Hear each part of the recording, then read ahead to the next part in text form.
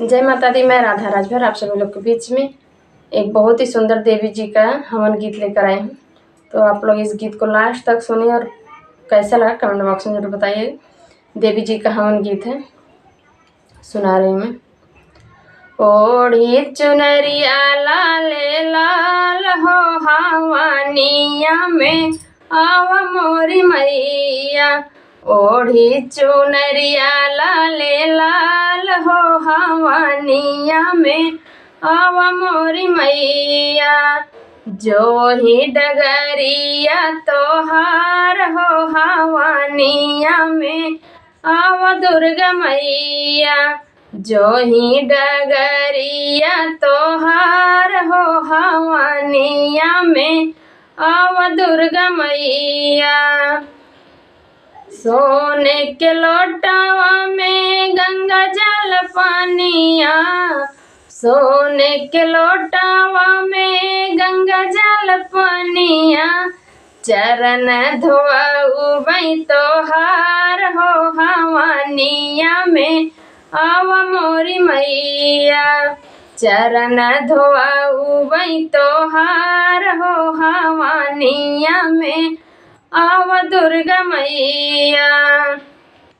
जो है सब डगरिया तोहार हो हवानिया में आव दुर्गा मैया। गेंदा गुलाब जूही अढ़उल मंगाऊ बई।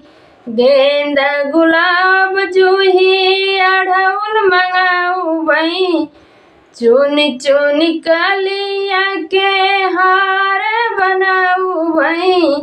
चुनी चुनी कलिया के हार बनाऊ बई। तोहा का पैरई हम हार हो हवानिया में आव मोरी मैया। जो है सब डगरिया तोहार हो हवानिया में आव शीतला मैया। लाल हरी नीली पीली चूड़िया मंगाऊ बई। लाल हरी नीली पीली चूड़िया मंगाऊ बई। करी है मालिन तोहार श्रृंगार हो हवानिया में आव शीतला मैया। करी है मालिन तोहार श्रृंगार हो हवानिया में आव नौ देवी मैया। जो है सब डगरिया तोहार हो हवानिया में आव मोरी मैया। काशी बनारस से पंडित बोलाऊ बई। काशी बनारस से पंडित बोलाऊ बई। पोथिया बचाऊ बई हम तोहार हो हवानिया में आव मोरी मैया। पोथिया बचाऊ बई हम तोहार हो हवानिया में आव मोरी मैया। जो है सब डगरिया तोहार हो हवानिया में आव देवी मैया। जो है सब डगरिया तोहार हो हवानिया में आव मोरी मैया। हलुआ बतासा पूड़ी भोगवा लगाऊ बई। हलुआ बतासा पूड़ी भोगवा लगाऊ बई। पनवा के बिराली है ठाड़ हो हवानिया में आव मोरी मैया। पनवा के बिराली है ठाड़ हो हवानिया में आव देवी मैया। जो है सब डगरिया तोहार हो हवानिया में आव मोरी मैया।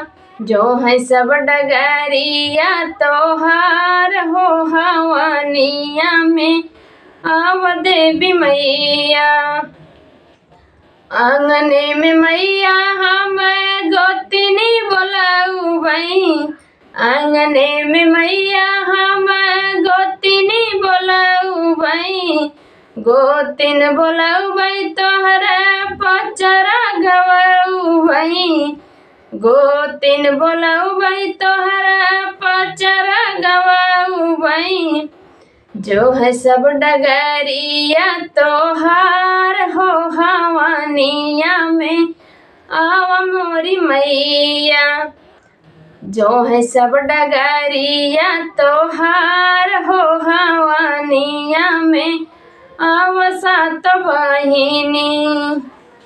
जय माता दी। ये गीत कैसे लगा आप सभी को कमेंट में ज़रूर बताइएगा और वीडियो को फुल वॉच करके सुनिए, स्किप न कीजिए।